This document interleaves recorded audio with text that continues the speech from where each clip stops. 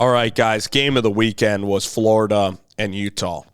Great game, great back and forth, combination of defense, combination of running, physicality.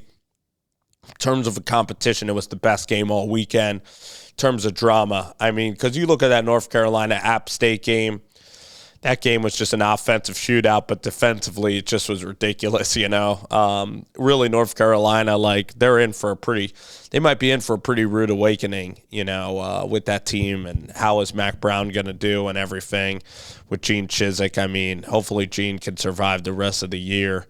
You don't want to see it be a Bo Pelini situation where, the veteran comes out and comes down and is a coordinator and it doesn't work out.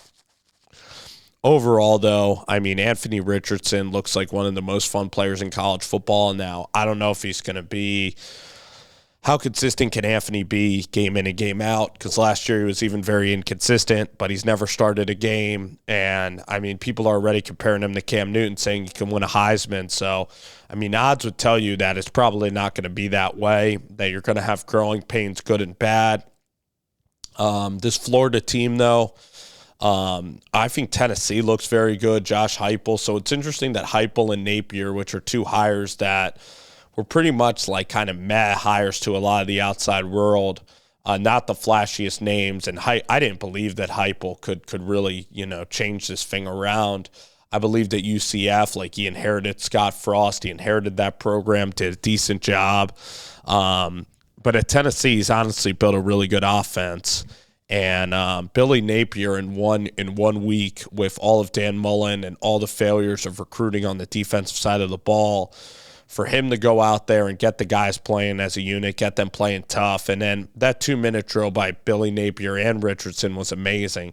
I mean, I loved how Napier ran down the entire clock, took the timeouts there, made that 2-minute drill really special, managed the clock brilliantly. I think Napier in game was just absolutely brilliant. Everything he dialed up was really great. And Richardson, I mean, he's got those big hands. He can really grab the football. He can do a full pump fake. He's just got such talented traits. And then even Anthony Richardson, you see the fire of him on the sideline, getting the swamp, pumping up the crowd. Anthony Richardson brings a confidence to him that, you really want to see from your starting quarterback. He does bring that leadership element of, people want to go play for Anthony Richardson. He has that passion. He had the swamp rocking. And then he's so dynamic on the ground. He's so athletic, but then also throwing the football. He has a big arm. He can make all the throws. So from a talent standpoint, he's one of the most fun players in the country to watch from a talent standpoint. In Florida with Henderson, I believe, they just really ran the football well. And it was a hell of a game. I think Utah actually played very well. Cam Rising really stepped up. He looks like a really good quarterback.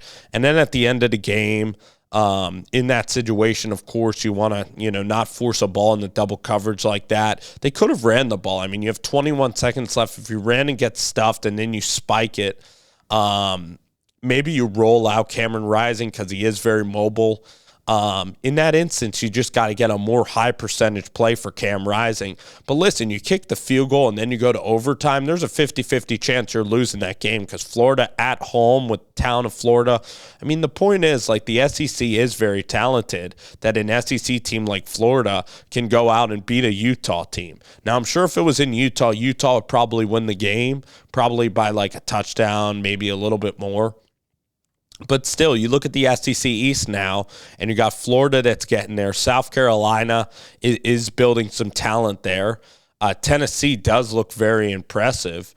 So Florida, Tennessee is going to be very interesting. I think Georgia's on a whole nother level. Stetson Bennett, that entire team, I mean, I didn't think they'd look as good as last year. So I would be very surprised if Georgia gets pushed by anybody late in the fourth quarter. I'd be very surprised if there's a game like Notre Dame, Ohio State, where it's very, very competitive. I still respect Utah.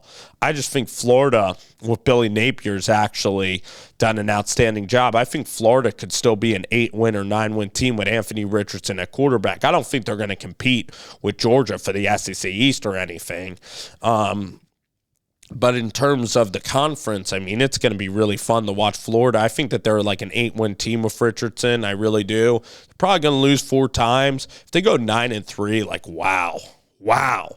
And Napier, they're getting some upward momentum. There's no doubt that recruiting, it was eye-opening to see how great and how prepared they looked last night. I mean, in one game. So I know we could compare the starts, and Dan Lanning had to play the University of Georgia, but for a first-year coach, and I wasn't that high on Napier. I thought, hey, he was one at Louisiana. I'm not sure Rob Sale. I'm not sure that this could be applicable. Does he have a dynamic personality? And a lot of times, I guess I'm biased. It's like, wow, I love Will Healy. I like Will Hall.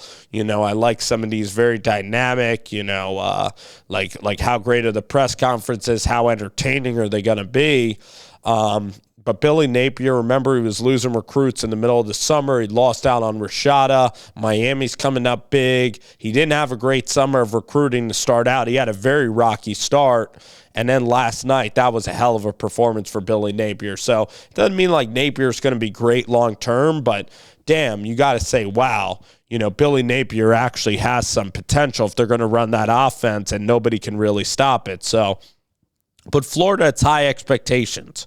They'll win 8 or 9 next year, and then if you don't take a stepward progress towards competing with Georgia for the SEC East Championship, then Florida fans are going to come at you.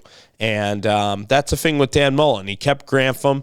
The Florida fans got to him. He wasn't enjoying the job, and the stress caught up with him. And then defensively, they just ran into a mess. They weren't in it for the recruiting. If you're at Florida, you got to be a grinder, and you got to recruit, keep your head down, and try to grind like Kirby can do, and try to. It's probably the toughest job in the country because you're competing against the state of Florida, Florida State, even FAU looks pretty damn good, but you're competing against Miami, you're competing against even Auburn, you're competing for recruits, and then Florida fans want you to win like Urban Meyer. The expectations there are sky high. So it's the toughest job probably in the country. That and the University of Auburn are probably the toughest jobs in the country because, hey, you got to win 10 games. You got to win 11 games. They expect championships, and realistically, it's going to take a 2 or 3 year span for you to recruit and get to that ability where you're really like at that level. All righty, guys. Well, thank you guys for listening. But really, Utah represented well in this game as well. I think Utah is definitely still a contender in the Pac-12 because of how physical they play. I mean, boy, did USC look impressive, but it was against Rice. All right, guys. Take care. Thanks for watching the video.